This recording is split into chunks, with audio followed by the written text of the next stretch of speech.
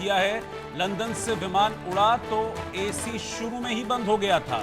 विमान के अंदर सभी डिस्प्ले भी बंद थे। एयर होस्टेस ने तकनीकी खराबी बताई। लैंडिंग के समय भी प्लेन से काफी तेज आवाज आ रही थी और मैं घबरा गई थी, यह हिनाबेन का कहना है। हिनाबेन दरअसल वो यात्री हैं जो इस प्लेन में पहले सवार हुई थी जब ये प्लेन लंदन से अहमदाबाद आया था।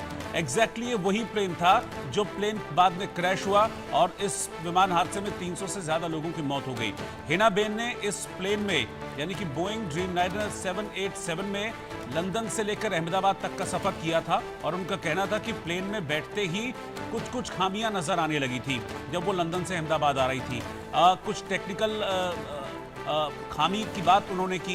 उन्होंने कहा कि डिस्प्ले नहीं चल रहा था। इस बारे में एयर होस्टेस को जब उन्होंने बताया तो एयर होस्टेस ने कहा कि हाँ, कुछ टेक्निकल फॉल्ट है जिसके चलते ये चीज़ें ठीक नहीं हो पा रही हैं। तो इस बात का जिक्र किया है और साथ ही उन्होंने लैंडिंग के वक्त का जिक्र खासतौर पर किया है हिनाबेन ने। उन्होंने कहा कि जब लैंडिंग हुई थी तब भी मैं घबरा गई थी क्योंकि लैंडिंग के दौरान तेज आवाज़ हुई थी और बाद में यही विमान ड्रीमलाइनर 787 हादसे का शिकार हुआ और इसके अंदर बैठे 241 लोग बिल्कुल खाक हो गए, मौत हो गई सबकी।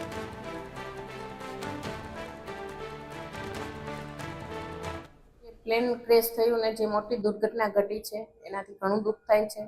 એમાં આપણા મુખ્યમંત્રી રૂપાણી સાહેબ પણ હતા। હું બધાને શ્રદ્ધાંજલિ પાઠવું છું અને એમના પેરેન્ટ્સને એ લોકોને સગાવાલાને બધાને એવી શક્તિ આપે પ્રભુ કે આ દુઃખ સહન કરવાની શક્તિ આપે। હું એવું પ્રાર્થના કરું છું પ્રભુ પાસે।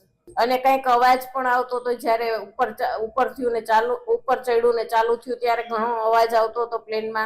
કદાચ જૂનું પ્લેન હોય એટલે પણ બની શકે। અને જ્યારે નીચે ઉતર્યું ત્યારે મેં એને લીગલી એવું લાગ્યું હતું કે કાંઈક ને કાંઈક તો આમાં પ્રોબ્લેમ છે જ, કારણ કે જ્યારે નીચે ઉતર્યું ત્યારે એકદમ અચાનક નીચે ઉતરી ગયું અને મને અંદરથી ડર પણ લાગેલો। ત્યારે મેં મારા ભગવાનને યાદ કરેલા, પ્રાર્થના કરેલી, ભગવાન હું શાંતિથી ઘરે પહોંચી જાઉં, હું સમર્પણ ધ્યાનમાં જોડાયેલી છું। તો મેં બાબા સ્વામીને પણ યાદ કર્યા હતા। જ્યારે હું ધ્યાનમાં બેઠી સવારે ત્યારે પણ મેં પ્રાર્થના કરેલી કે હું ઘરે શાંતિથી પ્રભુ